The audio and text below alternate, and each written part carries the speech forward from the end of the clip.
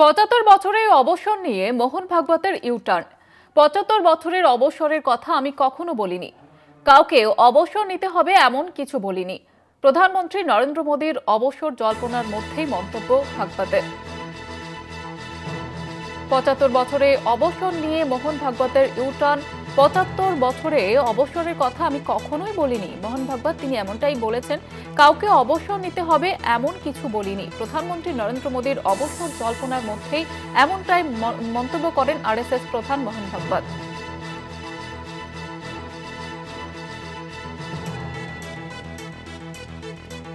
RSS প্রধান মোহন ভাগবত তিনি যেমনটা বলেছেন এবার যে ৭৫ বছর বয়সে অবসর নিয়ে তিনি বলেননি কখনো, কাউকে অবসর নিতে হবে এমন কথাও বলিনি। প্রধানমন্ত্রী নরেন্দ্র মোদীর অবসর জল্পনার মধ্যেই এমনটাই মন্তব্য করলেন আরএসএস প্রধান মোহন ভাগবত। প্রধানমন্ত্রী নরেন্দ্র মোদীর অবসর জল্পনার মধ্যেই মোহন ভাগবতের মন্তব্য। ৭৫ বছরে অবসর নিয়ে মোহন ভাগবতের ইউটার্ন। ৭৫ বছরে অবসরের কথা আমি কখনোই বলিনি, কাউকে অবসর নিতে হবে এমন কিছু বলিনি। প্রধানমন্ত্রী নরেন্দ্র মোদীর অবসর জল্পনার মধ্যেই এমনটাই মন্তব্য করলেন মোহন ভাগবত।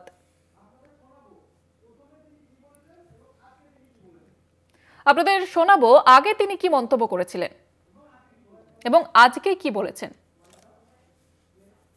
75 वर्ष की साल जब उड़ी जाती है तो उसका अर्थ ये होता है कि अब आपकी आयु हो गई, अब जरा बाजू हमको करने।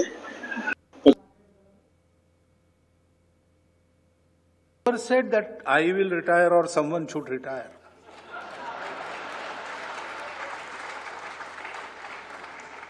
In Sangha, we Swayamsevaks, we are given a job, whether we want it or not. So, if I am 80 years old and Sangha will tell me, go run a shakha, I will have to go. I cannot say I have completed 75 years, I want to enjoy the retirement benefits. No, there is no benefit in Sangha. And even if I am 35, Sangha may say, you sit in the office. We do whatever Sangha tells us. I never said. আর এই নিয়ে আরো বিস্তারিতভাবে আপনাদের সামনে তুলে ধরবেন newsroom থেকে সরাসরি রয়েছেন আমাদের বিশেষ প্রতিনিধি অঞ্জন রায়। অঞ্জন দা, দেখো, মোহন ভাগবত আগে যে কথা বলেছিলেন তিনি বোম্বের একটা অনুষ্ঠানে গিয়ে এই কথা বলেছিলেন এবং সেই কথার বক্তব্য যে গোটা দেশ জুড়ে একটা আলোড়ন সৃষ্টি হয়েছিল, সেই আলোড়নের প্রেক্ষাপট ছিল যে প্রধানমন্ত্রীকে তিনি ইঙ্গিত করেছেন ৭৫ বছর হয়ে গেলে অবসর নিতে হবে। এবং মোহন ভাগবতের এই কথা যেহেতু সংঘপ্রধান বলেছে, কাজেই ধরে নিয়েছিলেন অনেকে বিজেপির মধ্যে যে প্রধানমন্ত্রী হয়তো এবার নরেন্দ্র মোদী বিদায় নেবেন, নতুন প্রধানমন্ত্রী হিসাবে কেউ আসবেন। কিন্তু আজকে দাঁড়িয়ে মোহন ভাগবত যে কথা বললেন কার্যত পুরোটাই ইউটার্ন। তিনি পরিষ্কার বললেন তিনি কাউকে লক্ষ্য করে বলেননি, তিনি কাউকে উদ্দেশ্য করে বলেননি এবং তিনি ব্যাখ্যা দিলেন যে তার বয়স যদি ৮০ বছর হয় তাহলে সেক্ষেত্রে সংঘ তাকে যে নির্দেশ দেবে, যদি বলে শাখায় বসতে তাহলে তিনি শাখায় বসতে বাধ্য।